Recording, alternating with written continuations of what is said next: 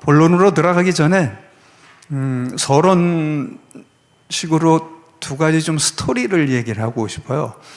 그래서 하나는 지난번 우리가 성수협 그 창설 때 학술 토론회를 했는데 그때 제가 발제 하나를 맡았고 또 다른 분들 그 발제하는 걸 보니까 익숙한 이름들이 인용되어서 나오더라고요. 그래서 거기에 대해서 조금 더 내가 부연 설명을 좀 할 필요가 있겠다. 내가 직접 경험한 사람으로서. 근데 그때 시간이 모자라가지고 제대로 못했는데 오늘은 저에게 주어진 이렇게 시간이 있어서 조금 더 그 서론식으로 한번 이야기를 소개해내고 싶다. 네, 우리 다 연결되는 부분이니까요.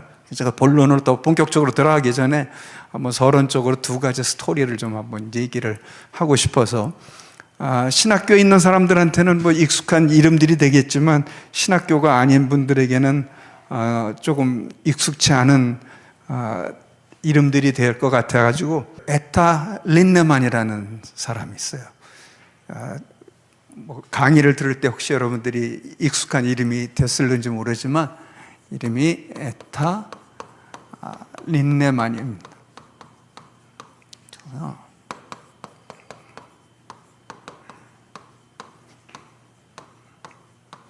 지금 우리가 강의 시간이잖아요.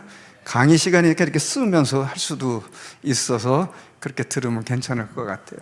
그래서 이 에타 린네만이라는 사람을 제가 90년대 중반에 그 미국의 트리니티 복음주 신학대학원에서 박사과정을 마치고 있을 때였어요. 근데 이제 신학교니까 채플 시간이 있잖아요. 예배 시간이 있어서 채플 시간에 이렇게 참여를 했는데 그때 이분이 방문하셨다고 그러면서 소개를 하고 이분에 대해서 잠깐 언급을 하고 소개를 하더라고요. 그 채플 시간에.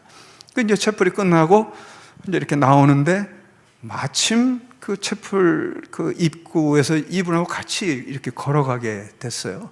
그래서 잠깐 인사를 하고 제가 한국에서 왔다 그러고 어디에 지금 묵고 계시냐고 그랬더니 학교 안에 게스트룸에 있다고 그러더라고요.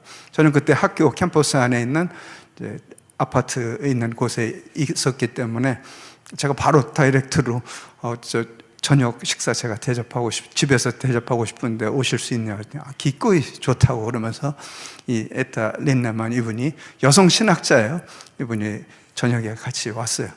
그래서 갑자기 준비한 거니까 그냥 잡채, 김치, 깍두기 이런 거 등등 준비해서 이렇게 같이 밥을 먹으면서 이런저런 얘기를 했죠. 지금도 기억이 생생한 게 깍두기는 아주 맛있게 잘 드시더라고요. 그래서 드시면서 자기가 또 왜 이렇게 왔고 또 어떤 사역을 해왔는지를 쭉 얘기를 했는데 이분이 어떤 분이냐면 그 유명한 신학자의 제자인 거예요. 루돌프 볼트만이라는 분이죠. 아마 여러분이 학교에서 있으신 분들은 들어보기도 했을 텐데 이분의 제자인 거예요. 이분이 이 볼트만이 유명한 그 단어 하나가 있죠. 비신화화라는 단어가 있어요. Demythologization, mythologization이라는 단어를 쓰는 이 비신화화. 다시 말하면 지난 시간에 소개가 됐는지 모르지만 그 성경의 신화적인 요소는 빼자. 기적 이런 거는 다 빼자. 실체적으로 우리에게 효용이 있는 게 뭐냐라고 하는 부분들이죠. 그러니까 성경 비평학의 대가죠. 그리고 1950년대 이제 성경 비평학이 막 펼쳐져 나가는 그때의 선두 주작격이신 거죠. 그분의 제자인 거예요. 딸리는 여성 신학자이신데 이분이 그런 걸 가르치고 다녔던 거예요. 그런데 51세 때 우리식 표현을 하자면 뒤집어지는 역사가 나타납니다. 그래서 성경 공부하고 기도하고 그런 중에 이분이 회심의 경험을 한 거예요. 정말 성령의 역사죠. 그리고 이분이 자기가 배웠던 거 다 쓰레기통에 집어넣어 버린 거예요. 뭐 이분한테 배웠던 내용, 자기가 가지고 있었던 내용 이런 거 다 쓰레기통에 집어버리고 다시 새롭게 정말 새로운 세계를 경험하고 새로운 말씀의 역사들을 가르치고 베풀고 다녔던 사람이에요. 귀한 사람이죠. 그래서 그 역사 비평학에 정말 끝났다. 지난 시간에도 뭐 여러분들이 그런 내용들이 들어 있었을는지 모르겠지만, 그러니까 그런 이 성경을 아니면 예수를 역사적으로 비평하는 이 모든 것들은 아니다, 끝났다라는 것을 강하게 주창하고 얘기하신 분이에요. 그래서 제가 그 대화를 나누는 중에 끄트머리에 단도직입적으로 물어봤죠. 당신이 생각할 때 당신의 선생인 루돌프 불트만이 구원을 받은 것 같습니까? 제가 구원파는 아니에요. 이렇게 물었다고 해서 구원파는 아닌데 구원받은 것 같으면 잠깐 생각하더니 아니래. 대신학자이고 뭐 교수이고 내노라 하는 학자인데 그러면 뭐해요? 그러면 뭐해? 그것을 배운 사람으로부터 저분은 구원받은 것 같지 않다라고 생각. 하나의 일설이 있긴 있어요. 루돌프 볼트만이 죽기 전에 자기가 가르치는 것이 잘못됐다라고 고백을 하고 죽었다고 그러는데 그거는 썰이고 뭐 어떻게 공식적으로 나온 건 없어요. 자, 어쨌든 그것을 배우고 익혔던 사람이 다 뒤집어지고 난 후에 저분을 평가하기를 저게 좀 뭐 구원받은 사람인가? 그러니까 성경을 건드렸잖아요. 성경을 건드리고 성경에 나타나 있는 역사성을 부인하는데 그런 사람을 보고 우리가 저 사람은 정말 참 기독교인이냐 구원받은 사람이라고 어떻게 우리가 얘기를 할 수 있겠느냐는 거예요. 저는 뒤에 이제 그런 내용들을 듣고 이야기하는 가운데 생각난 구절이 갈라디아서 1장 7절에서 9절에 있는 말씀이더라고요. 갈라디아 1장 7절에 보면 복음을 교란시키는 자들이 있어요. 교란시키는. 지금의 사람들이 그러는 거예요. 성경 비평학을 가지고 성경을 흔들어대고 하는 사람들이 교란하여, 너희를 교란하여 그리스도의 복음을 변하게 하는 자들이다 라고 바울이 얘기하고 8절, 9절 두 번씩이나 연속해서 강한 어조로 얘기를 합니다. 우리나 혹은 하늘로부터 온 천사라 할지라도 우리가 전한 복음 외에 다른 복음을 받으면, 다른 복음을 전하면 저주를 받을지어다. 야, 이렇게 세게 말씀하셨더라고. 예수님도 이렇게 하셨나? 예수님은 야, 이 독사의 새끼들아까지는 하셨는데 이 저주를 받을 줄 알아까지 아마 이 당시 때 너무 막 울분에 차이시지 않으셨나? 난 그런 생각이 들어요. 이 생명을 주는 이 복음을 흔들고 예수의 역사성을 흔드는 저런 자들이 있는 한은 이거는 저런 자들은 정말 저주를 받을 자들이다. 지도 천국에 못 들어가고 천국에 들어가는 사람들까지 문을 막는 저런 자들이라고 강한 의분이 있지 않았나 그런 생각이 들고요. 그리고 9절에서 또 한 번 말해. 우리가 전에 말하였거니와 내가 지금 다시 말하노니 만일 누구든지 너에게 받은 복음 외에 다른 복음을 전하면 저주를 받을지어다. 8절과 9절과 계속 연속해서 강한 어조로 그렇게 말씀을 하시는데 이것이 그때만 얘기일까요? 아니에요. 오늘날도예요. 오늘날도 이 복음을 훼손하고 말은 복음주의자라고 말해. 근데 복음주의라는 그 말 자체가 너무 스펙트럼이 넓어졌어요. 지는 복음주의라고 말하는데 내가 볼 때 아니면 우리 같이 동조하는 사람들이 볼 땐 조금 복음주의인가라는 생각이 들어요. 그래서 지금 우리가 강의라는 거로 해서 공부를 하시니까 그런 부분에 대해서 우리가 깨어 있어요. 이건 뭐 신학자고 평신도고를 불문하고 이런 부분에서 깨어 있지 않으면 복음을 전한다고 하는데 그게 진짜 복음이냐 가짜 복음이냐를 우리가 분별할 수 있는 분별력이 있어야 된다는 것이죠. 그렇지 않으면 뭐 누가 얘기했다, 어느 신학자가 얘기했다, 무슨 학자가 얘기했다, 결국에 거기서 구원을 받지 못하면 무슨 소용이? 신학자면 뭐 할 것이며, 교수면 뭐 할 것이며, 돈이 많으면 뭐 할 것이며, 명예가 높으면 뭐 할 것이고, 결국은 구원에 관련된 것들인데, 자, 그런 부분을 보면서 내가 직접 이분하고 대화를 나누고 만나본 사람으로서 이렇게 강한 어조로 얘기하지 않을 수가 없다는 것이죠. 두 번째 스토리를 한번 얘기를 하면, 1910년에 스코틀랜드 에딘버러에서 세계 선교대회가 열립니다. 에딘버러 월드 미셔너리 컨퍼런스라고 해서 1910년에 열려요. 그때 기록에 보면 한 1200여 명이 모였어요. 대단하죠? 1910년. 그때 한국이 어떨 때예요? 한국은 망해가고 있을 때예요. 일본한테 먹혀서 지금 망해가고 있을 때예요. 그때 이 에딘버러라는 곳에서 선교 대회가 열립니다. 한 1200명의 선교사, 선교학자, 신학자 이런 사람들이 모였어요. 거기 기록에 의하면 그 당시 때 한국에서 사역을 했던 사무엘 마펫, 마포 3열 선교사님도 참석을 했고, 언더우드 선교사님도 참석을 했고, 윤초 분도 참석한 것으로 나옵니다. 그 당시 때에 바로 우리 세대에, 우리 세기에 온 땅끝까지 복음을 전하고 교회를 세우자라는 게 기치였어요. 그게 목표였어요. 그 얼마나 순수하고 열정적인 그 선교의 마음을 가지고 모였어요. 대단하죠? 1910년인데 우리나라는. 근데 마포 3열 선교사님 같은 분은 이미 1907년에 평양 대부흥을 맛본 사람이에요. 주역이시잖아요. 그래서 그분이, 그런 분들이 볼 때, 이 한국이 지금 이렇게 일본에 먹히고 시원치 않은 나라처럼 보이지만 자기는 소망이 있다는 것을 이야기한 기록들이 있어요. 영적으로는 이 나라가 앞으로 부흥할 수 있는 나라라는 것을 봤어요. 그때 이미 1907년에 평양 대부흥 운동을 맛봤고 경험했고 그것을 선포한 분이었기 때문에 그렇습니다. 문제는 2010년이었습니다. 2010년에 100주년이잖아요.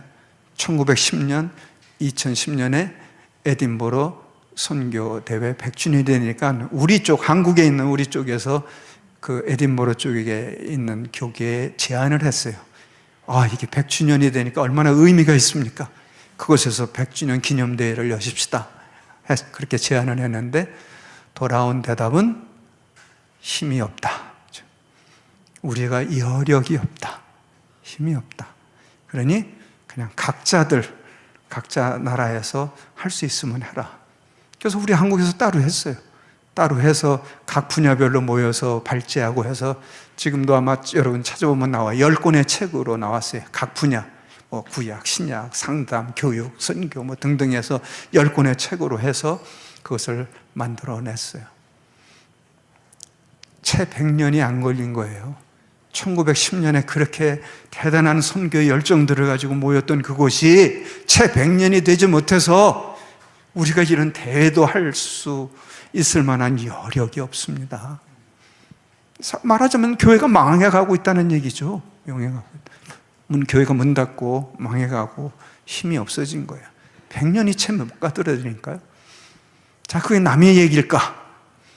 그러니까 이미 영국이나 유럽을 비롯해 이 독일의 자유주의 신학들이 물결이 그냥 펼쳐나가고 1950년대에 이런 성경 비평학과 신학들이 펼쳐져 나가면서 결국은 망가뜨려버리고 말았잖아요. 교회를 망가뜨리고 신앙을 망가뜨리고 신학은 말할 것도 없고, 자, 그렇게 된 것이 바로 역사적으로 저렇게 보여지는 거예요.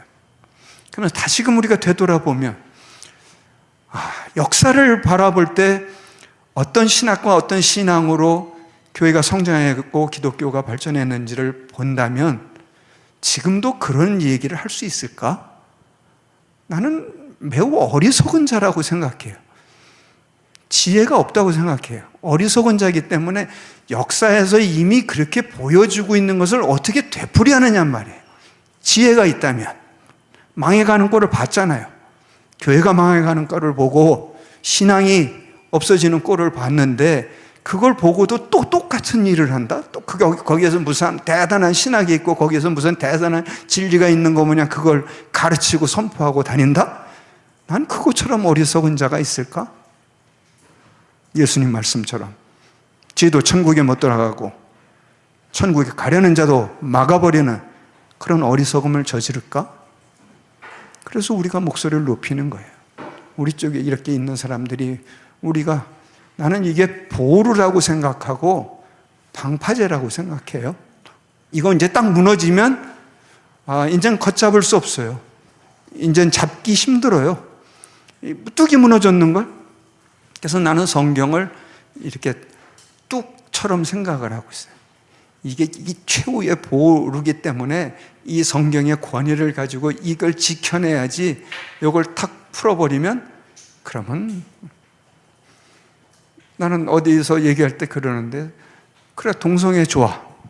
그러면 성경에서 동성애를 지향하거나 동성애를 지지하는 그런 구절과 있으면 그걸 나한테 들이대봐. 만약에 거기서 그렇게 인정이 되면 나도 그럼 인정할게. 근데 내가 아무리 성경을 봐도 그걸 인정해 주는 게 없는데 오히려 역으로 그들을 향해서 징치하는 것은 나와 있지만 그래서 그렇게 얘기를 할 수밖에 없는 거예요.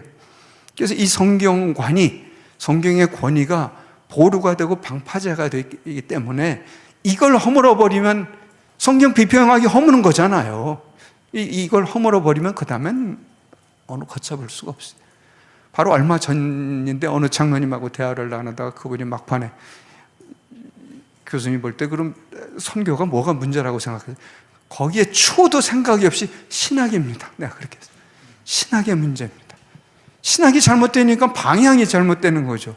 신학이 잘못되니까 목회도 잘못되는 거고 신학이 잘못되니까 선교가 잘못 가는 거고 신학이 잘못되어 있으니까 신앙도 잘못되는 것이죠. 그래서 우리가 지금 이 성경의 권위를 가지고 얘기하는 부분은 바로 우리가 어떻게 하면 신학적인 부분을 분명하게 성경의 근거로 해서 우리가 살펴봐야 될 것인가를 보기 위해서 우리가 이 일들을 하는 것이라고 보면 됩니다. 그래서 제가 지금 두 가지 스토리를 얘기했던 것은 바로 우리가 성경을 보고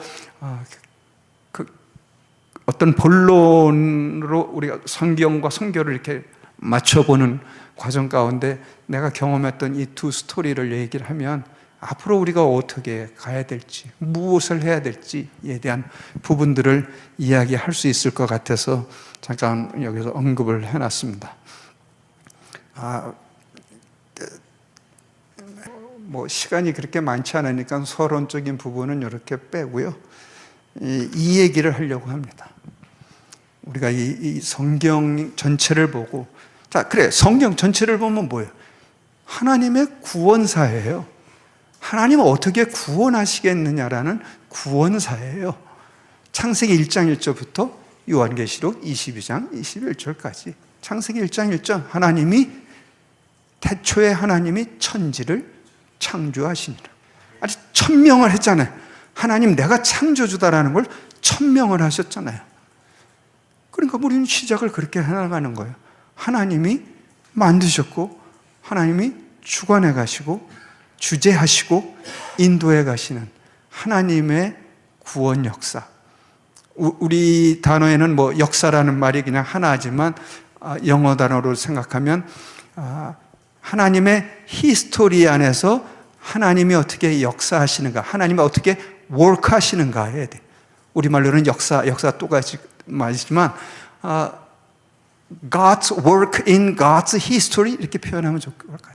그 하나님의 역사 속에서 하나님이 어떻게 역사하시는가를 보는 건데 창세기 1장 1절부터 요한계시록 20장 21절까지 주 예수의 은혜가 모든 이에게 있을지어다. 아멘.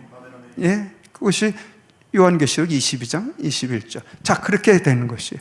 그러니까 우리가 성경을 우리가 하나님의 말씀으로 받아들이고 하나님의 권위를 가진 말씀으로 받아서 풀어보면 그럼 선교가 뭘까? 결국은 그 하나님의 구원 역사에 동참하는 거죠. 거기서부터 신학이 잘못되니까 선교를 뭐 이러니 저러니 뭐 이렇게 해야 되니 저렇게 되냐라고 하는데 근본적인 질문을 던져보자고. 그럼 선교가 뭐 하자는 겁니까? 결국 하나님의 복음을 전해서 하나님 백성 만들어 구원받게 하자는 거죠. 방법론은 다양해요. 선교의 전략이나 방법론은 다 다양하고 얼마든지 여러 가지 상황과 여러 가지 문화권과 나라에 따라 다르게 할 수 있지만 가장 근본적으로는 그래, 하나님의 말씀 복음을 전해서 잃어버린 자를 찾아 하나님의 백성 만들어야 되는 그 일이 하나님의 워크 아니에요. 하나님의 역사. 그게 창세기 1장부터 끝절까지 나와 있는 부분이기 때문에 이 6단어로 우리는 요약해서 말씀해 볼 수 있다는 것이죠. 이 약속의 성취에는 이렇게 한번 그림을 그려보면 이렇게 나올 수 있는 거죠. 창세기 1장 1절부터 하나님이 창조하심을 언급했고 그 다음에 인간이 타락을 하지 않습니까?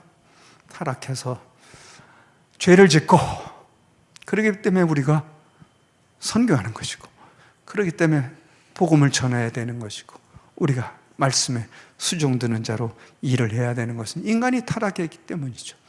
여기에는 남녀노소 나이에 구별 없잖아요. 나라, 인종 다 구분 없어요. 모든 자가 하나님 앞에 죄인이라고 하는 명제에서 벗어날 수 있는 인간은 아무도 없어요. 누구도 없어요. 그래 하나님 앞에서 죄를 지은 타락한 인간이기 때문에 하나님의 구원의 메시지가 아니고는 구원의 말씀이 아니고는 우리가 구원받을 수 있는 길이 없잖아요. 그래서 약속을 주신 거예요. 하나님이 이미 약속을 주셨잖아요.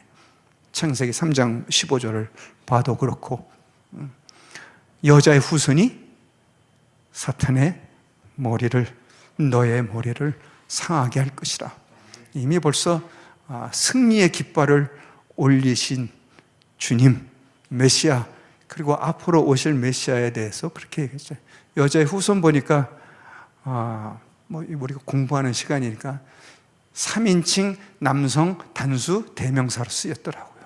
거기가 그 여자의 후손이라는 게 영어로 말하면 he겠죠. he.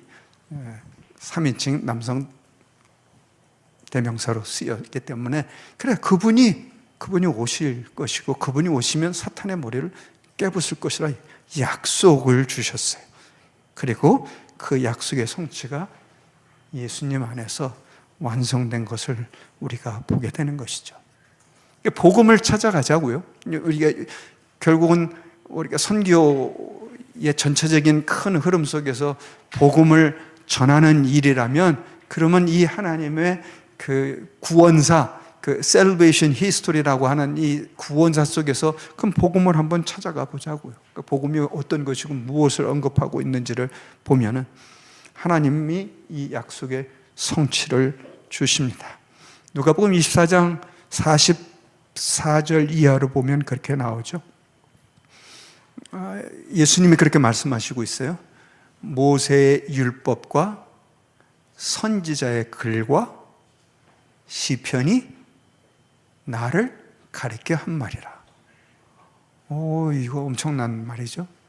예수님이 말씀하시기를 이런 거예요. 예수님이 말씀하시기를 모세의 율법과 선지자의 글과 시편이 나를 가리켜 한 말이라.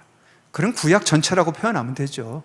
구약 전체예요. 구약 전체가 바로 오실 예수 그리스도 메시아를 향하여 그 하나님의 히스토리가 흘러가고 있었던 거예요. 그래서 그 주님이 오셨어요. 그 주님이 이 땅에 오셔서 무수히 많은 성경 구절들이 있고 우리가 그것을 인용해 볼 수 있지만 자 간단하게 한번 전체적인 큰 그림을 보도록 하십시다. 그리고 예수님이 지금 누가복음 24장 44절에 그렇게 말씀하시고 46절에서는 바로 그리스도가 고난을 받고 제3일에 다시 살아날 것과 이렇게 말씀을 주시고 있죠. 그의 이름으로 죄사함을 받게 하는 회개가 예루살렘으로부터 모든 족속에게 알려지게 되리라. 이렇게. 바로 그 말씀을 주신 거예요. 우리가 복음이라고 그랬는데 여러 구절을 인용할 수 있지만 지금 누가복음 24장 46절에 에센스예요. 복음이 뭐냐 말하면 이 복음의 에센스를 여기서 주님이 말씀해 주신 거예요. 그리스도가 이 땅에 오셔서 고난을 받고 죽으시고 제3일 만에 다 죽은 자 가운데서 다시 살아날 것과 그의 이름으로 죄사함을 받게 하는 회개가 예루살렘으로부터 모든 족속에게까지 이르게 되리라. 너희가 그 일의 증인이니라. 우리가 증인이에요. 경험. 아까 했다 린네만 얘기했잖아요. 그 사람이 경험하지 못하기 전까지는 뭔 지식적인 것만, 학식적인 것만, 신학적인 것만 얘기를 했지 거기에 어떤 구원의 메시지가 살아 움직였느냐고요. 가르치고 신학 교수로서 뭐 대단한 신학자로서 사역은 했지만 그 안에 구원의 경험이 없으니 그 메시지가 겉돌았지 않겠어요? 그런데 성경 말씀을 통해서 기도를 통해서 그가 구원의 경험을 하고 나니까 온 지경을 다니면서 뭐가 진정한 복음인지 어떤 예수님이 누구인지에 대한 강력한 메시지를 전할 수 있는 것처럼 이 약속해 주신 하나님의 약속의 성취가 일어난 것을 이 말씀을 통해서 우리가 볼 수 있다는 것이죠. 그래서 여기 구약까지가 여기 신약이 오는 거고 여기를 우리가 타이틀을 이야기를 하면 이렇게 표현하고 있어요. 구심적 선교. 자, 우리가 강의라고 그랬어요. 제가 지금 설교하는 거 아니고 강의니까 조금씩 용어를 이렇게 쓸게요. 그래서 이 영어 단어는 centripetal mission에서 구심적 선교라고 그렇게 표현을 하고 있어요. 구심적, 어떤 힘이 한 점을 향하여 쫙 몰려가는 걸 우리가 구심적이라고 표현을 하잖아요. 그래, 구약에는 하나님이 이 일을 위해서 누구를 사용했어요? 모세를 포함한 이스라엘 민족을 했잖아요. 이스라엘 민족이 잘나서인가 아니잖아요. 신명기 7장 보시면 다 잘 나와요. 네가 잘나서가 내가 너 뽑은 거 아니란다. 그렇게 의역을 하면 그런 거예요. 네가 무슨 대단한 강성한 나라라 내가 너를 뽑은 거 아니란다. 이렇게 말씀을 하시고 있어요. 네가 작은 자 중에 장하고, 만약에 강성한 나라 같았으면 이스라엘에는 다른 나라 애굽도 있었고 바벨 다른 나라가 많이 있었는데 그런 강성한 나라 뽑아서 하나님의 일을 이루었겠죠. 우리에게 적용이 되더라고요.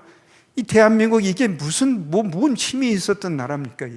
더군다나 반쪽알이 난 나라, 이건 별 볼 일 없었던 나라인데 어떻게 지금 이 하나님이 이 선교의 나라로 삼아 주셨냐고요. 그래서 제가 지난번에 복음주의 기독대학 총장 회의에 이제 총장들이 돌아가면서 기도하는데 제가 맡은 기도가 나라와 민족을 위한 기도였어요. 그래서 제가 딱 그 말을 했어요. 이제 선교를 받던 나라가, 선교하는 나라, 유일해요. 그게 지금 우리처럼 지금 이게 전적으로 선교를 받던 나라가 또 전적으로 선교를 이렇게 나가는 나라는 우리가 유일해요. 하나님이 해주신 거잖아요. 뭐 있었어요. 그러니까 아까 말한 대로 1907년에 이미 사무엘 마펫 같은 선교사님들이 이 나라의 영적 가능성을 봤다니까요. 기록에 그렇게 나와 있어요. 내가 지금 사역하고 있는 이 나라가 경제적으로는 어떻게 되는지 모르겠다. 가난하고 별 볼 일 없고 지금 일본에 먹혀있고 나라. 그러나 영적으로는 이 나라가 부흥하게 될 것을 자기는 믿는다, 소망한다. 근데 두 가지 다 이뤘네요. 그렇죠? 영적으로도 우리가 풍성해졌고 경제적으로도 지금 이건 여러분의 연배들이 보고 있는 사람이 연배들이 어떨런지 모르지만 내가 우리 어렸을 때 하고 생각하면은 나는 70, 80 세대인데 하여간 그렇게 생각을 하면 이건 게임이 안 될 정도잖아요. 지금 더군다나 K 한류를 통해서 또 이 영향력을 발휘하는 거 보면 하나님이 이렇게 사용했구나. 그러면서 기도 끝을 그렇게 했어요. 이 선교의 사명을 잃지 않게 하옵소서. 우리가 받은 은혜가 큰데 이런 놀라운 은혜가 커서 너를 통해서 이루어 가실 일들이 있으신데, 자, 이거를 우리가 소홀히 할 수 있겠는가? 왜 하나님이 우리에게 부흥을 주셨고, 경제적으로도 이렇게 풍성하게 하셨고, 자, 그 다음에 해외에 파송한 선교사 숫자를 따지면 미국 이제 워낙 크니까 미국 다음으로 숫자로 생각을 해요. 다른 나라로, 해외로 선교를 나간 사람들. 근데 땅덩어리나 인구나 경제적인 그걸 따지면은 한국이 나는 1위라고 생각이 들죠. 거기 나라 인구수도 많고 우리보다 경제적인 수준도 훨씬 높고 땅덩어리도 크고, 그런데 우리는 이 조그만 나라에서 지금 이렇게 선교사를 파송한 거를 보면 비율적으로 보면 나는 우리가 더 강하다고 생각을 하고 있고, 거의 안 나간 지역이 없을 정도로 지금 한국 선교사들이 했는데, 혹시라도 교회가 동력이 떨어지면 어쩌나라는 제 우려는 있죠. 제가 교회 산하 선교 역사적 관점에서 보니까 선교와 교회 성장은 반드시 정비례했더라. 교회가 성장하면 선교가 같이 성장했어요. 선교가 죽는다는 것은 교회가 죽고 있다는 거예요. 지금 대표적인 게 저 유럽이잖아요. 프랑스, 독일, 북유럽. 이 유럽의 이 나라들이 교회가 시원찮아지는데 다 이제 선교가 죽어가고 있고 제대로 보내질 못하는 거죠. 아까 말했잖아요. 여력이 없으니까 1910년과 2010년 대비해 보니까 그럼 우리한테 또 이걸 대입을 해봐야 되잖아요. 그래, 1910년에 우리가 그런 1907년에 대부흥을 경험하고 1970년대, 80년대 정말 세계가 놀랄만한 이 교회 성장의 역사를 경험했다면, 자, 어떻게 갈 것인가? 앞으로 어떻게 끌고 갈 것인가? 그게 선교의식이에요.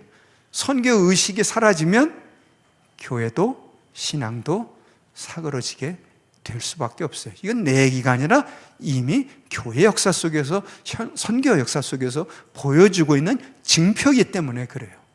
그래서 우리가 다시금 어제도 마찬가지지만 우리가 다시 부흥이다. 리바이벌이다. 부흥의 부자가 무슨 부자예요? 다시 부자예요. 리바이벌, 리잖아요. 다시예요. 부흥은 우리 한국이 1907년에 평양 대부흥을 경험했어? 아니면 우리 1970년대, 80년대 한국교회가 이런 대부흥을 경험했더라? 라고 끝나면 그건 부흥이 아니에요. 그냥 역사적인 사실로 끝난 거지. 부흥은 지금도 계속해서 일어나야 되는 거예요. 1907년에 대부흥을 경험했고 2007년에 평양 대부흥운동 100주년 해가지고 교회들마다 난리하고 했는데 그 다음에 또 뚝 끊어지네. 종교개혁 500주년 해가지고 난리치고 여기저기 교회에서 세미나하고 하고 하더니 그 다음에 바로 또 뚝 끊어져 버리고 없대요. 그거는 진정한 개혁이 아니죠. 진정한 부흥이 아니죠. 계속해서 끊임없이 우리 자신에게도 마찬가지. 끊임없이 계속해서 다시 붙자는, 다시 일으키자, 부흥해야 된다는 그 말인데, 그건 우리에게 지금도 도전이 돼야 되고 성경의 말씀 속에서 그것을 우리에게 지금 가르쳐주고 있는 사실이에요. 그래서 이 구심적 선교, 이스라엘을 이 당시 때 민족을 들어 썼잖아요, 하나님이. 그래서 이거를 선교 공동체로 만들었어요. 그 근거를 제가 이사야 42장 6절을 드렸어요. 나 여호와가 의로 너를 불렀은즉 내가 네 손을 잡아 너를 보호하며 너를 세워 백성의 언약과 이방의 빛을 삼으리라. 너를 들어서, 그래? 하나님의 선택한 자들이기 때문에. 우리 선택받은 사람들이네요. 우리가 다 하나님이 잘나서 하나님이 우리를 선택했을까? 내가 돈이 많아서, 아니면 내가 대단한 인물이 되어서 하나님이 나를 했을까? 아니에요. 별별 없을지라도 하나님이 들어서 너를 통해서 행해야 될 일. 제가 쓰는 이 말의 단어 속에 나중에 좀 유의해서 짚어볼 몇 가지, 한 3가지 단어가 있어요. 선교적 관점에서 봐요. 내가 너를 선택했다. 그리고 너를 통해서 이루어갈 것이다. 이스라엘, 너 별 볼 일. 언제부터 하나님을 믿었다고요? 여호와 하나님을 언제부터 이들이 섬겼다고요? 전적으로 하나님의 역사였잖아요. 나는 아까 에타닐나만도 그렇게 생각이 들어요. 그가 뭐 자의적으로 그렇게 뭔가 해보려고 했을까? 하나님이 역사하지. 사도 바울을 보면 되잖아요. 사도 바울이 그냥 한 번에 꼬꾸라졌잖아. 그냥 다메섹 도상에서 예수 믿는 사람들 잡으러 가는 사람을 그냥 한 방에 꼬꾸라뜨리고, 그 다음에부터는 자기의 세계관이 다 바뀌었잖아요. 이렇게 쫓던 자가 180도로 바뀌어서 이렇게 가고, 이런 일을 하면은 다 대단한 일 같은데 다 뒤집어가지고 이런 일을 하게 만드신 그분. 그러니까 아까 갈라디아서 1장 거기서 그렇게 강한 어조로 얘기할 수밖에 없죠. 야, 저런 자들이 하나님의 말씀을 훼손하고 하나님의 말씀의 권위를 떨어뜨리고 복음을 훼손하고 교란시키고, 그 당시 때라고 그냥 뭐 그렇게 순수한 사람들이 있었나요? 다 그리스 신화와 이 로마의 신화와 철학과 뭐 모든 것들이 다 예수 믿는 사람들의 신앙을 흔들어 놓을 분위기가 충분히 다 돼 있는 건데, 뭐 오늘날 우리만 그런 거 아니었잖아요. 그 당시 때도 그런 거예요. 그런 시대적 사조와 세계관과 신화와 철학과 모든 것이 예수 제대로 못 믿게 하려는 그 흔들림이, 그래서 사도 바울이 교란시킨다는 단어를 쓴 거예요. 너희를 교란시키고서 복음을 복음답게 믿지 못하게 하는 시대적 사조가 있으니, 그런 거를 조장하는 자들이 있다면 그는 이렇게 돼요. 이런 결과를 맺을 것이야. 오늘날 우리가 뭐 소위 지금 포스트 모더니즘이라는 시대를 살고 있는데, 온갖 문화가 지금 그런 거예요. 문화로 우리를 호도해 버릴 거예요. 통성에 주장하는 사람들 그렇잖아요. 문화라고 그러잖아요. 문화적 시대적 사조이기 때문에 뭐 받아들일 수밖에 없다. 아니에요. 우리는 진리라는 게 있는 것이고 하나님의 말씀이라는 것을 우리는 기준과 표준으로 삼고 있기 때문에, 성경 말씀 우리가 보고 있는 이 66권을 정경이라고 표현하고, 헬라어에서 온 그 단어로 카논이라고 단어를 쓰죠. 카논입니다. 카논이라는 뜻은 기준, 표준, 잣대 이런 의미가 있어요. 이게 기준과 표준이 깨지면 흔들리면 그럼 어디다 대고 우리가 기준을 잡나요? 지금 포스트 모더니즘의 문제점이 그거예요. 절대적인 것이란 없다. 절대적인 것이란 없다라는 말만 절대적이다. 그게 포스트 모더니즘의 시대적 사조를 대변하는 문장입니다. 그래서 다 상대화시키고 다 다원화시켜가는 그 시대적 사조를 우리가 살고 있는데, 그 무엇으로 우리가 기준을 삼을 것인가, 표준을 삼을 것인가, 어떤 것으로 우리가 견지하며 나갈 것인가를 오늘 이 말씀을 통해서 우리가 보게 되는 거예요. 구심적 선교, 이스라엘을 틀어서 오실 메시아를 향하여 가게 하셨고, 그 약속을 주셨고, 약속의 성취와 예수 그리스도 안에 완성되고, 그 다음에 이제 예수님의 말씀을 좇아 어떻게 하나님의 구원의 역사가 이루어지고 있는가를 보게 되는 것이죠. 그래서 이것을 우리가 원심적 선교라고 표현합니다. 쫙 이제 흩어져 나가는 것이죠. 세계를 향하여. 아까 제가 쓰는 단어 중에 한번 유념해 볼 것이 뭐뭐뭐 안에서, 그리고 무엇을 통해서, 모두를 위하여, 이 단어입니다. 이것이 지금 하나님의 구원 역사를 이루어 가시는 데 있어서 적용되어야 될 세 단어라고 표현하면 됩니다. 이때는 이스라엘 안에서 역사하셨어요.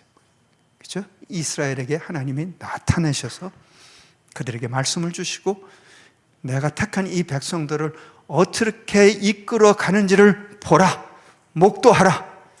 이방 세계를 다니면서 그래 하나님의 백성이 어떻게 빛이 되는가를 내가 보여주마 라고 이들을 선택해서 이끌어 나가신 거예요.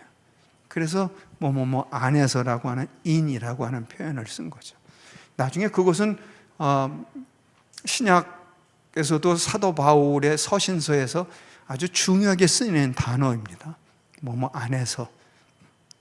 다시 말하면 내가 그리스도 안에서, 내가 예수 안에서, 내가 예수 그리스도 안에서. 어디서 우리가 그 능력을 받을 수 있고 우리가 어디서 무엇을 찾을 수 있어? 그가 그렇게 행할 수 있었던 것은 자기의 삶이나 신앙이 그리스도 안에 있었기 때문에 그런 것이죠. 그래서 강하게 그렇게 얘기를 하는 거예요. 그럼 우리 개인에게도 마찬가지잖아요. 내 안에 역사하시는 하나님을 경험하지 않고 어떻게 얘기를 할 수 있겠어요? 어떻게 뭘 전파하고 뭔 하나님에 대해서 얘기를 할 수가 있겠어요? 그리고 우리의 삶 자체가 그래, 그리스도 안에서, 하나님 안에서 내가 어떻게 살아가고 있고 어떻게 경험하고 있고, 그래, 하나님은 나의 삶 가운데 어떻게 날 이끌어 가시고 있고, 탄탄대로 만사 형통만을 말하는 거 아니죠. 이스라엘이 그렇게 갔나요? 이 구약의 역사서를 보면 이스라엘 백성들이 무슨 탄탄대로 만사 형통으로만 갔나요? 온갖 고난, 어려움, 죽음, 핍박, 온갖 삶의 여정을 겪어가는 가운데 하나님께서 강하게, 또 선지자들을 통해서 강하게 얘기하는 것은 너 하나님 안에서 떠나지 말아라는 거죠. 어떻게든지 하나님 붙잡고 있어라. 열왕기 하 17장 30절 이하를 보면 그 당시 때도 이미 혼합주의가 있었어요. 오늘날 시대에 가장, 우리 예수 믿는 사람들에게 가장 유념해야 될 신앙의 모습이라면 혼합주의인 거예요. 안 믿는 것도 아니야. 믿는데 한 다리 여기 걸치고 한 다리 다른 데 걸치고 있다는 거예요. 문제예요. syncretism, 신이 SYN, 신이 이렇게 혼합, 믹스 이렇게 됐다는 의미인데 그 신앙의 문제인 거예요. 그때 이미 열왕기 아예 나타나고 있더라니까요. 이런 거예요. 여호와 하나님도 섬기고 산당에 올라가 저들이 알지 못하는 신들에게 경배하였더라. 아주 전형적인 혼합주의의 양상을 보여주고 있죠. 교회도 다니고 타로점도 가서 보았더라. 이런 모습 같은 거가 되겠죠. 그런 거예요. 가장 중요한 우리가 이 시험을 삼아야 될 이 혼합주의 양상인 게, 그래서 끝까지 그리스도 안에서, 예수 안에서, 하나님 안에서 너 떠나지 마라. 떠나지 마라. 그리스도 안에서 네 자신의 힘으로 될 수 있는 거 아니란다. 우리가 살아가면서 늘 그걸 고백하고 느낄 수밖에 없어요. 내 힘으로 될 수, 내 힘으로 능으로 되지 아니하되 하나님의 말씀으로 되느니라 하는 이것이 우리 삶 가운데서 이런 거죠. in God, in Jesus Christ, 이렇게 우리 예수 그리스도 안에서 우리가 해야 될 부분인 것을 강력하게 말씀해 주고 있는 것을 보게 됩니다. 그리고 그냥 네 안에서 그런 경험으로 끝나는 게 아니라 너를 통해서, 영어 단어 through라는 단어예요. 너를 통해서. 이스라엘을 널 선택했으니 너는 하나님의 백성으로서 그래 잘 누리고 너네들 잘 먹고 잘 살아라 라고만 하지 않았다는 거죠. 왜 이들을 선택했는가? 그러면 이들을 통해서 행하실 일이 무엇인가? 가만히 내버려 두지 않았죠. 이방 족속을 통해서 다니게 하셨잖아요. 그리고 네가 다니는 곳마다 야훼 여호와 하나님이 누구신지 보여줘라 이거예요. 너를 통해서 어떻게 역사하시는 야훼 하나님인 것을 보여줘라. 여호와 하나님이 누구신지를 너의 삶을 통해서, 너의 증거를 통해서, 너의 예배를 통해서, 너의 제사를 통해서 보여주어라. 그래서 이방의 빛이 되게 하리라라는 말씀으로 약속을 해주셨잖아요. 그런 의미에서 선교 공동체 우리에게 대입해 볼까요? 그래, 우리를 통해서, 교회를 통해서, 우리 자신을 통해서 하나님의 행하실 일들이 있기에 우리를 다 픽업해서 불러주신 거고, 우리를 선택해서 행하실 하나님의 목적이 있는 거예요. 하나님의 목적? 결론부터 들어갈까요? 디모데 전서 2장 4절에 있는 말씀 볼까요? 하나님은 모든 사람이 구원을 얻으며 하나님을 아는 지식에 이르기를 원하느니라. 문장 구조 봅시다. 주어는 하나님, 동사는 맨 끝에 있는 원하신다. 가운데가 목적이네요. 문장의 구조상 딱 맞아떨어지잖아요. 하나님의 목적. 사도 바울은 뒤집어지고 나서 그 하나님의 목적, 이 죄인들을 구원하시려는 하나님의 열정이잖아요. 이들을 어떻게 구원할까, 이 죄인들을 해서 그 하나님의 열정을 사도 바울은 뒤집어지고 나서 받았기 때문에 사도행전 20장 23절 이하에 보면 나는 죽음도 두려워하지 않는다. 그 하나님이, 창조주 되신 하나님이 나를 선택하시고 나를 통해서 이루실 목적을 이루어 가시니 내가 거기에 동참하고 거기에 함께 한다면 내가 죽음이 두려워하겠느냐. 사도행전 20장 21절 말씀. 유대인이나 헬라인에게 예수 그리스도께 대한, 하나님께 대한 회개와 예수 그리스도께 대한 믿음을 증거한 것이라. 그래서 중요한 두 단어를 딱 짚어본다면 회개와 믿음이죠. 유대인이나 헬라인에게, 다시 말하면 그 당시 때 유대인, 헬라인이라고 지칭하는 건 내가 만나는 사람, 모든 사람 이렇게 표현하면 되는 거야. 나는 내가 만나는 사람 누구에게든지 모든 사람에게 하나님께 대한 회개와 예수 그리스도께 대한 믿음을 나는 증거했다. 그게 하나님의 목적인 거야. 아까 디모데전서 2장 4절에 있는 것처럼 그 목적을 위해서 난 죽음도 두려워하지 않는다. 그 말씀을 주신 게 언제냐면 이제 로마로 압송되기 전의 얘기예요. 어떻게 보면 유언처럼 얘기를 하시는 거죠. 그래서 나는 내 사역을 되돌아보면, 그래, 하나님이 나 죽었던 나 살려주셨고 나를 선택하셔서 이 하나님의 생명의 복음의 말씀을 전하도록 하셨으니 하나님께 대한 회개와 예수 그리스도에 대한 믿음을 증거케 하시려는 그 하나님의 목적에 나를 불러 사용하셨으니 내가 이것을 행하는 데 있어서는 나는 두려워할 것이 아무것도 없다. 죽음이라도. 그러니까 순교할 수 있는 사람들이 생겨지는 거죠. 초대교회를 비롯하여.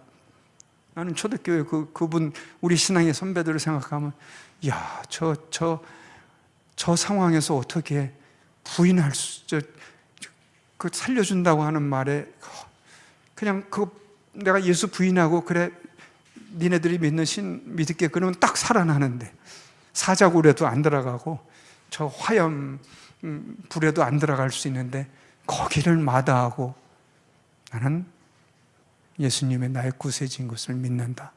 예수 그리스도만이 주이시다. 라는 걸 고백한다는 걸 보면, 내가 저 상황에 저럴 수 있는가? 라고 나를 다시 한번 되돌아보게 되더라고요. 그러니까 제대로 하나님을 믿게 되면 이 말씀을 통해서 우리가 하나님의 백성됨을 믿게 된다면 우리는 어떠한 것도 두려워하지 않고, 그러니까 이 세대를 거슬러 갈 수 있는 거죠. 이 세대 풍조에 그냥 맞춰서, 이 문화의 흐름에 맞춰서 우리도 갖추는 게 아니라 뭐가 잘못됐고 어떤 것이 바른 것인지 우리가 목소리를 내야 되고 가르쳐야 되고 이야기해야 될 부분들이 우리에게 주어진 사명이라는 거예요. 우리가 성수협이 그렇게 하는 거 아니에요? 그렇게 하자고 하는 거예요. 그 하나님의 목적에 부합하도록 하나님이 원하신대요. 하나님이 원하시는 일을 하나님이 기뻐하실 거고, 하나님이 우리를 통해서 이루어 가실 게 있잖아요. 모든 사람이 구원을 얻으며 하나님을 아는 지식에 이르기를 원하신다. 목적이 있어요. 거기에 모든이 들어가잖아요. all이라는 단어가 들어가죠. 그게 바로 여기에 해당되는 거예요. 그래서 그 모두를 향해서 우리가 가는 것이죠. 내가 어느 한 지역에 머물러 있거나 한 곳에 가만히 있는 게 아니라, 저는 기도선교라는 표현을 쓰고 그런 책도 하나 만들어내기도 했는데, 기도에 장벽 없잖아요. 기도하는데 여러분 보고 돈 내라고 그러지 않잖아요. 기도해서 우리는 나라의 장벽을 넘고 어느 이 바운다리를 넘고 어떤 것도 우리를 막을 수 없이 그 기도를 통해서 그 하나님을 바라보고 하나님의 이 천지를 주재하시고 하나님이 역사하시고 인도하시고 운행하시고 섭리하시는 그 하나님이 계시기에 그 하나님께 우리는 기도하는 거잖아요. 하나님 역사하여 주옵소서. 하나님 인도하여 주옵소서. 하나님 저들을 불쌍히 여겨 주옵소서. 그래요. 그러니까 우리가 몸으로는 선교를 나갈 수 없는 상황이 될지 모르지만 다양한 방법이 있는데 그 중에서도 우리는 기도 선교의 중요성을, 우리 성경을 보십시오. 무수히 많은 사람들이 기도를 통해서, 기도의 역사를 통해서 하나님의 역사를 또 이루어갔잖아요. 그러니까 그 일들을 우리가 이것을 통해서 흩어져, 디아스포라, 흩어지는 거예요. 우리의 생각을, 우리의 자원을, 나의 가지고 있는 재능을, 교회를 통해서 이 복음이 온 지경에 흩어지도록, 저 예수 그리스도의 복음을 받지 못하고 죽어가는 저 영혼들에 대한 간절한 그 불쌍함이 있어야 되잖아요. 그래야 저들을 위해서 기도할 수 있고 그들을 위해서 또 선교 나갈 수 있고. 그래서 이것은 그냥 동시다발적인 거예요. 우리 요 지경에 이제 복음이 다 전해졌으니까 그래, 그 다음 가고, 자 여기 됐으니까 그 다음 가자. 어느 생전에. 그렇게 안 되잖아요. 우리 지금 한국만 해도 20% 될똥말똥? 5천만 잡아봐도 1,000만, 맥시멈 잡아야 1,000만이라고 보는데, 그러면 4천만은 어떡하고? 4천만 다 될 때까지 기다리나? 그건 아니죠. 그러니까 사도행전 1장 8절의 말씀이 그런 거예요. 성령이 너에게 임하시면 너희가 권능을 받고, 자, 예루살렘과 온 유대와 사마리아와 땅끝까지를 내 증인이 되리라. 그게 여기 다 하고, 그래 너 예루살렘 복음 다 전하고 그 다음에 유대 땅 하고 거기도 다 전해지면 사마리아, 그 말 아니죠. 그 뜻은 문화의 경계를 넘어, 언어의 경계를 넘어, 지역의 경계를 넘어 이 복음이 확산돼야 할 것이라. 온 곳에 죽어가는 생명들이, 잃어버린 영혼들이 있으니 그 하나님의 심정을 너희가 가지고 있니? 그거죠. 아까 디모데전서 2장 4절에서 말씀한 것처럼 하나님이 원하시는 그 하나님의 구원에 대한 열심, 이 구원사 속에서 말씀해 주시고 있는 이 하나님의 구원의 열정과 구원의 이 메시지와 구원의 히스토리를 너는 마음속에 두고 있니? 알고 있니? 믿고 있니? 하는 그 질문을 우리에게 던져볼 필요가 있는 거죠.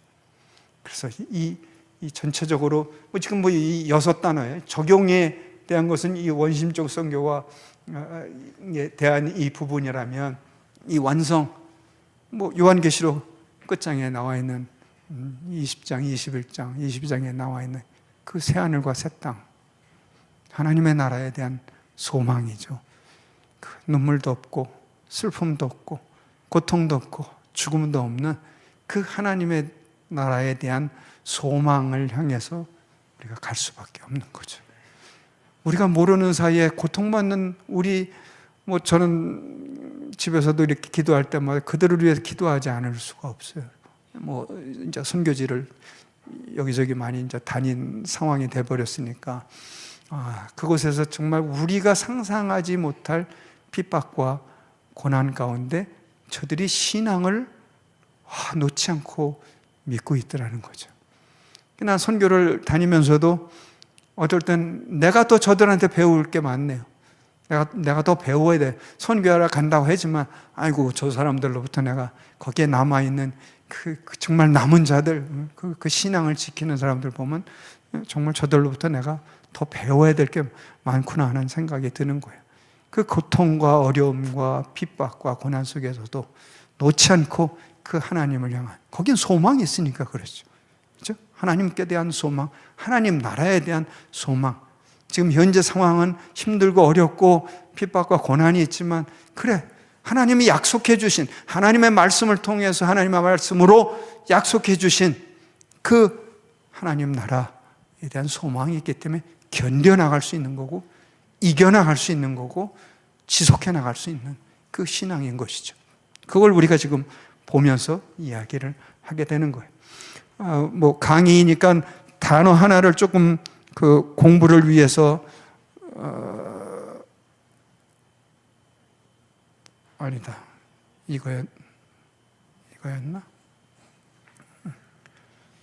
단어를 통해서 한번 알려주고 싶은 게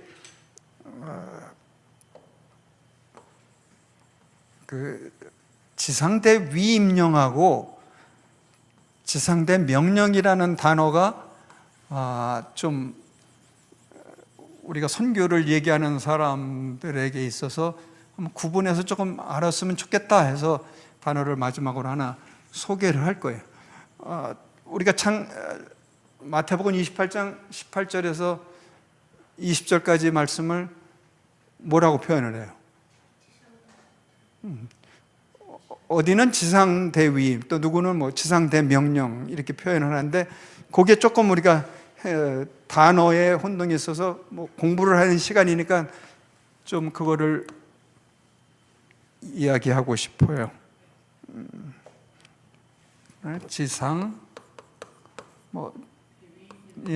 대위임령이라고 이렇게 표현을 하는, 아까 우리가 그림에서 그 원심적 선교에서 이야기하고 적용돼야 될 부분이, 아까 사도행전 1장 8절도 인용을 했지만 우리가 많이 인용되는 것이 마태복음 28장 18절에서 20절까지를 지상대명령이라고 그렇게 표현하잖아요.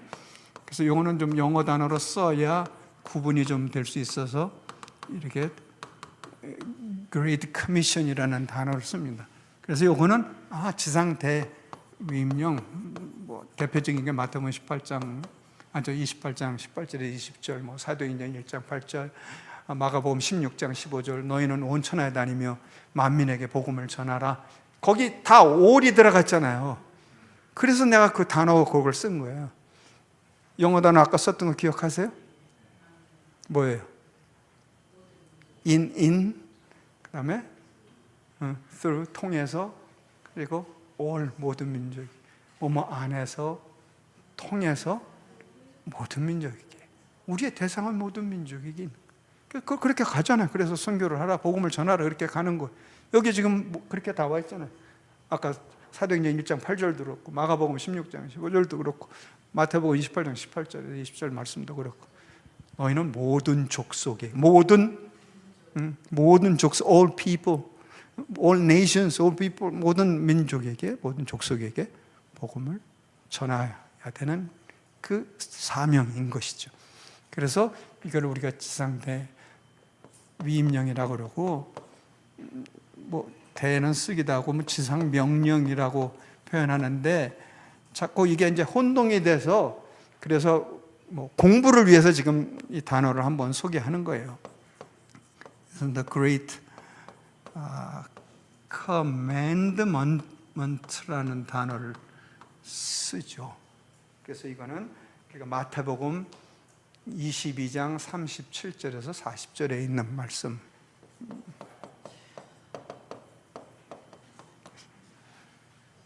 첫째는 이와 같으니 너희가 마음을 다하고 뜻을 다하고 목숨을 다하고 주 너의 하나님을 사랑하라.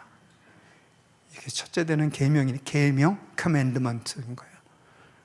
둘째는 이와 같으니 내 이웃을 내 몸처럼 사랑하라 라고 했기 때문에, 이거를 명령으로 봐서 이렇게 사용하면, 여러분이 이제 우리가 뭐 오늘 공부도 같이 하는 거니까 이 단어에 대한 구분점을 가지면 잘 연결이 될 것 같아요.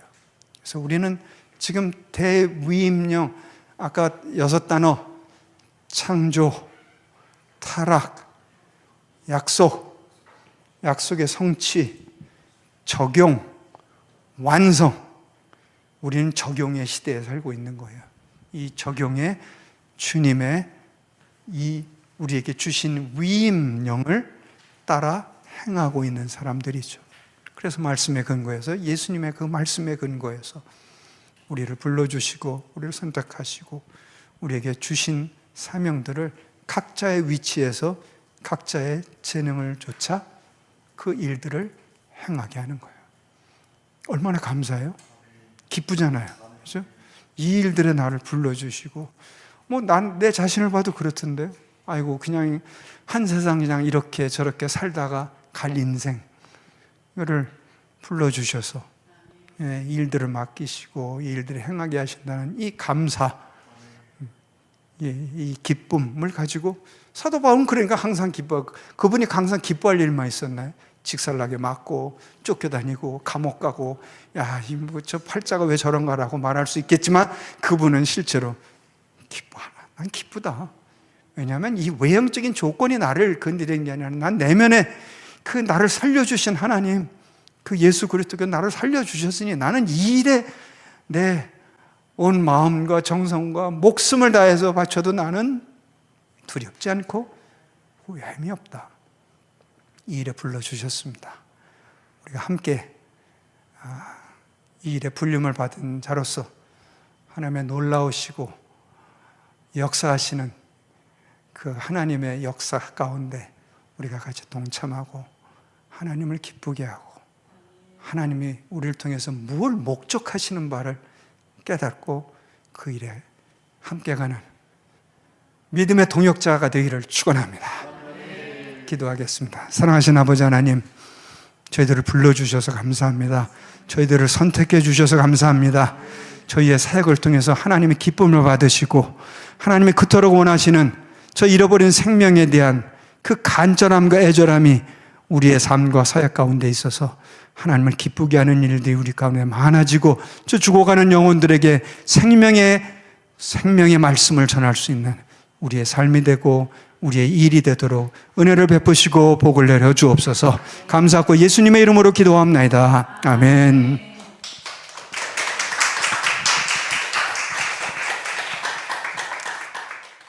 오늘 선교 분야에 관련해서 아주 귀한 말씀 우리 정 총장님 좀 해주셨습니다. 특히 그 선교학 분야와 관련해서 애딸인내만 말씀을 좀 해주시면서 실제로 이 성경 비평이라고 하는 부분들이 얼마나 구원과 직결되고 있느냐라는 부분을 좀 잘 설명해 주셨고요. 그리고 그 에딘버러 국제 선교자 대회가 정말 이렇게 세계적인 그 선교 운동을 일으킨 아주 기념비적인 선교 대회입니다. 그 대회 1910년도 있었고 그 대회에 우리 대한민국에서 선교하시던 유명한 초기 선교사님들도 여러 가지 교통편으로 이렇게 그 대회에 참석하십니다.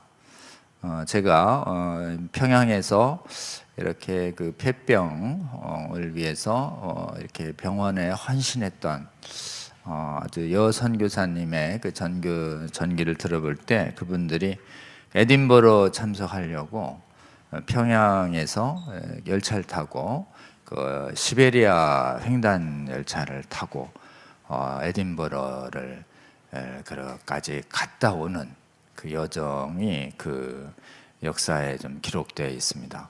그리고 마포 삼열 목사님도 그 에딘버러 선교대에 가서 한국에서 일어났던 이 놀라운 선교의 역사를 또 증언하고 오시고 그러는데요. IMC라고 하는 건데 그게 100년 주년 행사를 좀 해달라고 했을 때 우리는 여력이 없어서 우리 할 수 없다라고 할 정도로 100년 사이에 그냥 급격한 변화가 스코틀랜드 교회에 일어난 것이죠. 그 원인이 우리 정청자의 말씀 정확하게 보신 것처럼 이 성경 비평학이 그 스코틀랜드, 에버딘, 에딘버러, 글래스고, 센트루이스 이런 주요 역사적으로 굉장히 유명한 신학교마다 이 성경 비평학이 퍼져가지고 100년도 안 돼서 선교 역량이 세계 최강의 선교 역량이 그냥 가장 곤두박질한 그 모습을 이렇게 보여주고 있는 것이 얼마나 이 성경 비평학이 무서운 것이고 선교학에서 얼마나 해악적인 것인가라는 것을 우리 정총자님께서 정확하게 좀 말씀해 주셨고, 복음주의로 자처하지만 실제로 성경을 믿지 않는, 성경 비평하고 싸우지 않는 이런 분들이 많이 있음을 좀 경계하라는 말씀도 좀 해주셨습니다. 성경이 지금 선교와 교회에 있어서 최후의 방어선과 방어 방벽에 해당한다는 말씀을 잘 해주셨고, 이게 무너지면은 그냥 선교도 무너지고 목회도 무너지는 것이다. 그래서 대한민국은 이것을 잘 지켜야 한다라는 귀한 말씀 잘 주셨습니다. 그래서 여러분에게 아마 이 역사를, 하나님의 구원 역사 전체를 선교적 관점으로 이렇게 원심적 또 구심적 개념으로 이렇게 우리에게도 잘 이해하실 수 있도록 설명을 좀 잘 해 주셨습니다. 여러분, 우리 정총장님의 경고가 있습니다. 교회와 선교가 무너지는 것은 신학의 잘못이고, 그 신학에서도 성경을 굳게 믿는 바른 성경적 신학이냐, 성경을 믿지 않는 신학이냐에 따라서 선교와 목회가 결정된다는 이 말씀을 아직 모르는 그 성도님들과 또 정확하게 이 심각성을 인식 못하는 교회 지도자들이 많이 있는 상태입니다. 오늘 일평생 선교에, 성경적 선교에 헌신해 오신 권위 있는, 정말 최고의 권위 있는 선교학 권위자이시자 정말 이렇게 한국교회와 세계 선교를 사랑하시는 우리 정총장님의 이런 정말 이런 애통한 마음이 담긴 이 강의 내용을 여러분 잘 들어주시고 또 여러 곳에 공유해 주시기를 바랍니다. 특별히 선교학 분야에 있어서의 믿음의 전쟁이 굉장히 중요합니다. 지금 계속 보고를 들어보면 선교가 이루어지는, 지금 뭐 이제 복음을 전해준 이 선진국은 선교 대상이 됐어요. 그런 다음에 우리와 비슷한 나라나 또는 이렇게 중진국, 흐리 또 저개발 국가들에서 복음이 많이 번지고 있는데, 거기에서 좀 신학이 저희처럼 성경의 완전무성을 믿는 복음주의 신학교가 세워지기도 하지만, 굉장히 그 비평을 받아들이는 비성경적인 자유주의 신학교가 굉장히 많이 세워지고 있다는 거예요. 그러니까 그 부분에 관해서 대한민국처럼 이렇게 성경의 신적 권위를 지키는 전쟁을 하지 않으면 지금 우리가 선교하는 국가들이 대한민국 모델을 따라가는 게 아니라 믿음이 무너진 서구의 모델을 따라갈 가능성이 아주 높은 상황입니다. 그래서 여러분, 우리 대한민국이 실질적으로는 인구 대비 선교 최강국입니다. 하나님이 만들어 주셨어요. 그래서 우리가 지금 우리나라뿐만 아니라 해외에 지금 이 참 성경적인 선교를 감당해야 할 시대적 사명을 갖고 있는 것이 아주 명확합니다. 그럼 선교지에 가서 뭘 전해야 할 것인가? 복음도 전하되, 대한민국이 지금 차별금지법 성혁명 문제 막기 위해서 한국교회에 100만, 온라인 200만 성도들이 나와서 강력하게 저항하고 있다라고 하는 이 승리, 성혁명 차별금지법을 막아서고 있는 한국교회, 이걸 보면서 어제 현장에 오셨던 해외의 많은 분들이 이 현상을 보면서 굉장히 감격을 하고 있고, 한국이 이기면 해외에도 큰 희망이 된다라고 하는 말씀을 좀 주고 있습니다. 여러분, 우리가 차별금지법 성혁명을 막아서는 이 선교 그 자체가 정말 이거로 무너져서 고통받고 절망 가운데 있는 해외의 참 신자들에게 큰 격려와 도전과 희망을 주는 것이다. 인식하시고, 여러분, 아직 끝나지 않았습니다. 더 깨워서 이 차별금지법과 동성혼 법제화, 이 부분 성혁명 교육을 뿌리를 뽑을 때까지 한국교회가 헌신해야 합니다. 그럼 한국교회가 이렇게 완전히 승리한 이 경험을 가지고 아까 우리 총장님 말씀하신 것처럼 해외에 있는 사람들에게 우리의 승리에 주신 하나님의 은혜를 증언해야 합니다. 아멘. 그 증언이 핵심 선교의 사명이다라고 할 수 있고, 도대체 한국은 뭐 때문에 이렇게 분열되지 않고 나와서 이렇게 성혁명과 차별금지법을 넉넉히 이길 수 있는 힘이 어디서 나왔는가라고 물으면, 한국의 선교사들은, 한국의 신학교에서는 여러분들이 학문의 자유로 용인한 성경 비평을 한국은 금지시켰다. 한국은 성경을 못 믿게 하는 거짓 신학을 목회자들에게 가르치지 않도록 엄금했다 라고 하는 이 성경관을 수호하기 위한 대한민국에 하나님이 베풀어 주신 이 승리의 역사를 우리는 또 증언해야 합니다.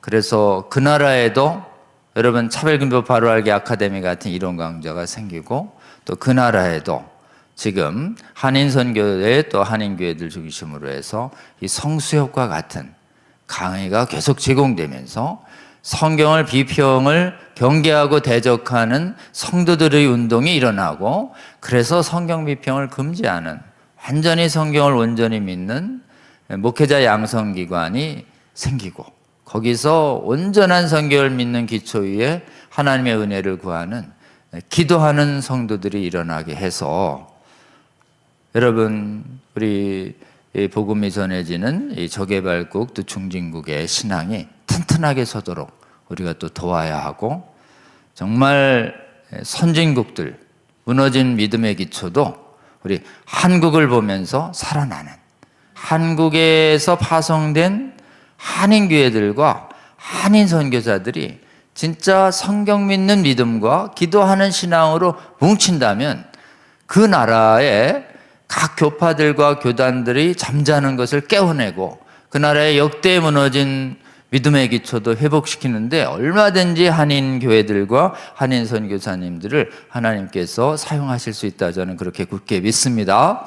그걸 위해서 여러분 계속 기도해 주시고, 특히 제일 전쟁이 심한 이 선교 분야에서 우리 정 총장님 계속 성경 믿는 이런 선교학 계속 강의해 주시고, 이 선교학 부분에서 바른 선교 신학이 가르쳐지도록 계속 헌신해 주기를 바라는 마음이 있습니다.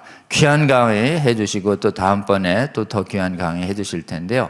우리 정 총장님께 귀한 강의 해 주신 정철께 우리 감사의 박수 한번 올려주시면 좋겠습니다. 고맙습니다.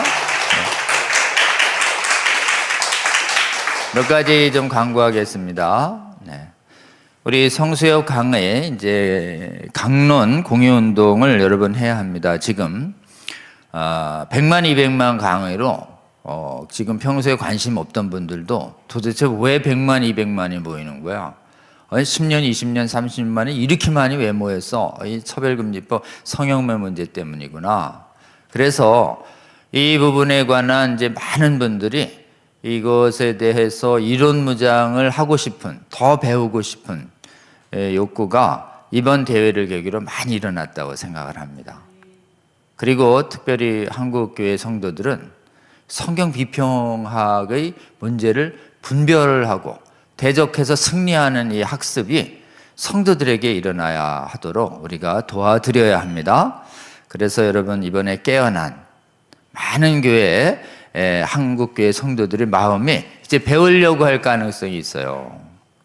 여러분들은 지난 5년, 10년간 계속 이것을 배우고 힘껏 외쳐왔지만 많은 분들이 잘 안 깨어났지만, 이번에 대형교회, 큰 교회, 작은 교회 모든 교파들이 많이 일어나서 대형교회 목사님들이 가자 그러니까 평소에 강의를 못 듣다가 언격결에 이렇게 지금 나와가지고 그냥 이렇게 많은 거야? 이렇게 해가지고 어리둥절하고 가신 분들 굉장히 많아요. 그리고 이번에 깨어나신 목사님들 중에서도 아직 이 문제에 대해서 오랫동안 학습해오고 헌신해오신 우리에 비해서 아직 그 지식의 깊이와 이론과 성경적 지식과 비전과 사명이 아직 엷은 경우가 많이 있습니다. 여러분 그래서 도와주셔야 됩니다. 그래서 두 가지, 저는 기회 있을 때마다 강연에 갈 때마다 지난 저희가 사실은 17년부터 8년간 온라인으로는 뭐 한 4년간 제공한 차별금리법 바로알기 아카데미 강의 여기 다 있다고 꼭 이 강의를 시청하시라고 그래서 차바 시청을 권유합니다. 그 차바 강의엔 200여 강좌가 다 올라와 있거든요. 그 다음에 또 강의를 권유합니다. 성수협 강의를 권유합니다. 그래서 성수협의 구독자가 되게 이렇게 권유하고 또 주위에 널리 전파해달라고 계속 좀 권유하고 있고 또 이 성수협 강의 채널 공유운동이 전국적으로 좀 일어나고 있습니다. 지난주에 그 세계력교회에 가서 제가 기도회 할 때 이렇게 제 시간이 제일 마지막 3시 가까이 돼 있어가지고 처음에 계신 분들 한 반 정도 빠졌어요. 빠진 마지막 강의 때 이 성수협 이렇게 그 권유를 드렸는데 그 자리에서 한 200여 분이 이렇게 새로 또 등록도 해주시고 그러셨습니다. 성수협 채널의 구독자 수는 아직 2,000명 남짓이지만 여러분 이번에 최대 수확은 이번에 100만, 200만 대회는 그 유튜브 시청자 수가 크리스찬 투데이만 해도 100만이 넘었어요. 조회수가. 에스더는 막 50만을 향해 갑니다. 이거를 실시간 링크 걸었대는 데는 그냥 수만 명씩 이렇게 보고 일어나면서 이분들이 상당 부분 깨어나고 있습니다. 그분들에게 여러분 가장 훌륭하고 지속적이고 권위 있고 논란 없는 검증된 강좌는 어디 제공한다요? 차바와 성수협이 제공한다. 그분들에게 적극적으로 알리셔요. 그래가지고 이 강의를 듣고 깨어나자고 권유해 주시고 주위에 적극적으로 이렇게 권유. 요즘은 여러분이 선교사로 헌신해가지고 특별히 부름받아서 저 오지에 가서 이렇게 적극적으로 선교하는 것도 굉장히 필요하지만요. 오늘날 제가 경험을 해보니까 SNS 시대 아닙니까? SNS 시대에 거의 대부분들이 지금 전철만 탔다 하면 지금 전철 안에서 계속 SNS 보고 있어요. 거의 제가 보기엔 유튜브 방영 시간이 굉장히 높습니다.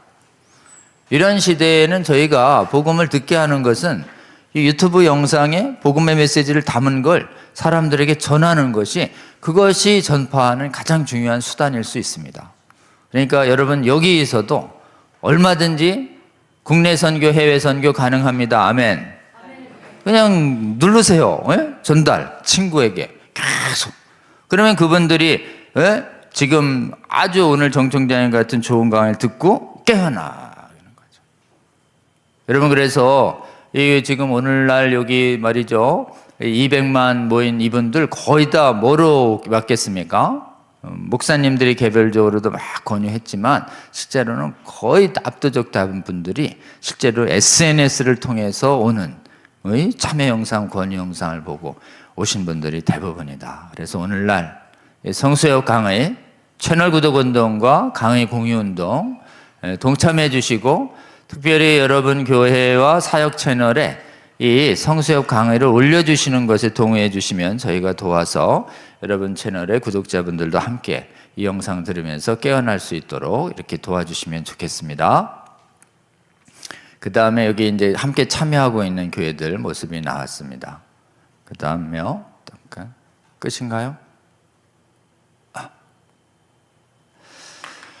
네, 그 다음에요. 이제 저희가 계속 오늘 이번에 대회 성공의 요인은 인간적으로 굉장히 짧은 시간 안에 이렇게 많이 깨어난 건 거의 기적이라고 할 수 있습니다. 그리고 거의 분열 없이 많은 분들이 제가 보기엔 헌신적으로 보이는 곳에서 보이지 않는 곳에서 헌신해서 굉장히 아름다운 협력을 보여준 굉장히 그 교회 역사상 평가가 있겠지만 굉장히 아름다운 대회로 저는 평가될 것으로 보입니다.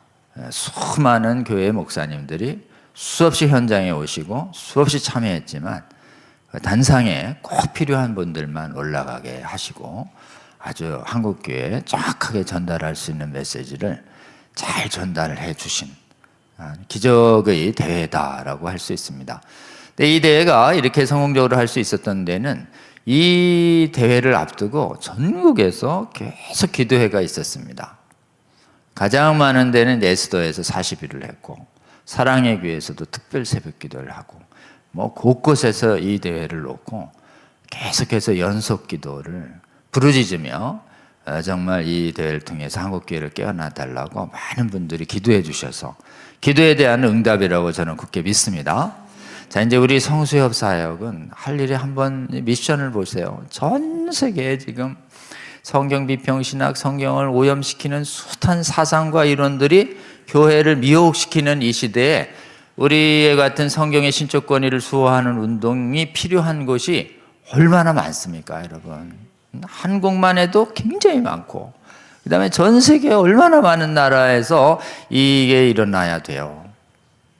그러니까 이 무거운 사역을 하나님이 주신 힘으로 감당해야지 우리 인간적인 힘으로 불가능합니다. 그러니까 여러분, 우리 성수협 사역 이렇게 하나님이 도우시도록 우리가 기도하고 있습니다. 특별히 하나님이 좀 짧게 기도해도 좀 강력하게 응답해 주시도록 저희들은 산기도 하고 있어요.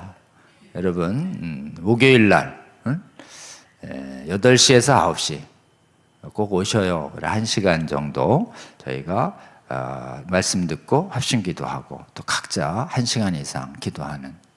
지난번엔 또 25분이나 와주셨어요. 굉장히 추웠는데 여러분, 추울수록 와주시기 바랍니다.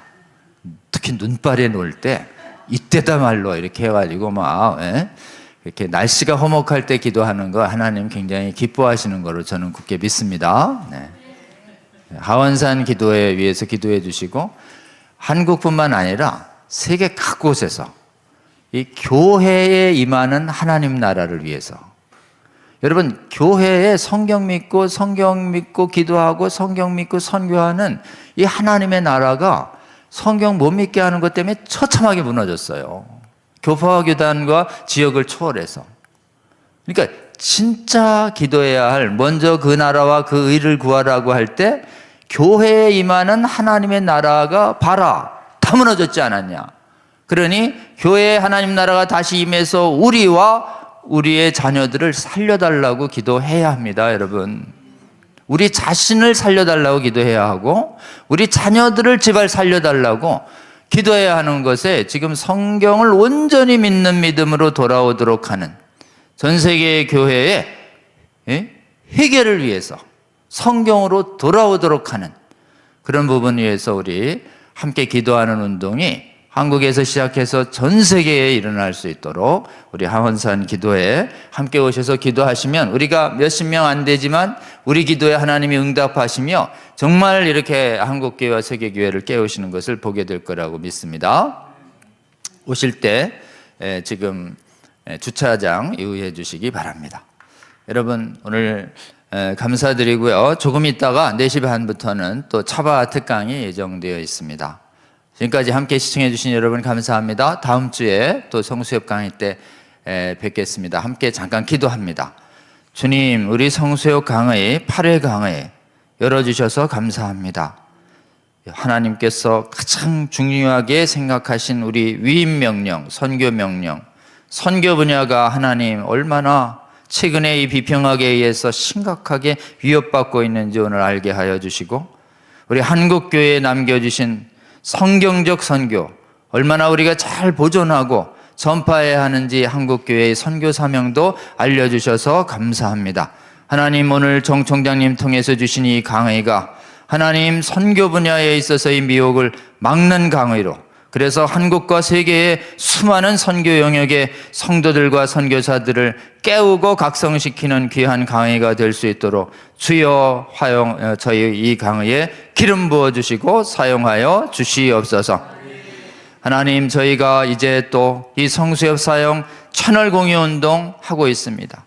주여 하나님께서 정말 함께하여 주셔서 성수협 강의가 세계의 주님의 몸된 교회의 많은 성도들 듣고 각성해서 주님의 정말 믿음의 성벽을 굳건히 세우는데 주께서 귀하게 사용하여 주시옵소서. 함께해 주신 하나님 시청자, 시청하는 성수협의 성도 여러분들을 하나님 주께서 굳게 붙잡아 주시고 주여 지치지 않게 하여 주시고 말씀 굳게 잡고 기도하는 가운데 하나님 힘 얻어서 주님의 몸된 교회를 굳건히 지키는 주의 용사들이 될 수 있도록 주여 저희와 함께하여 주시옵소서.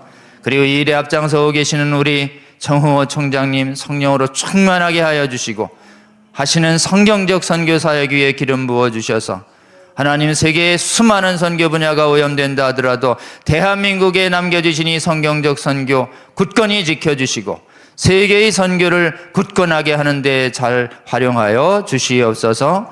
감사드리며 우리 주님 예수님 이름으로 기도합니다. 아멘.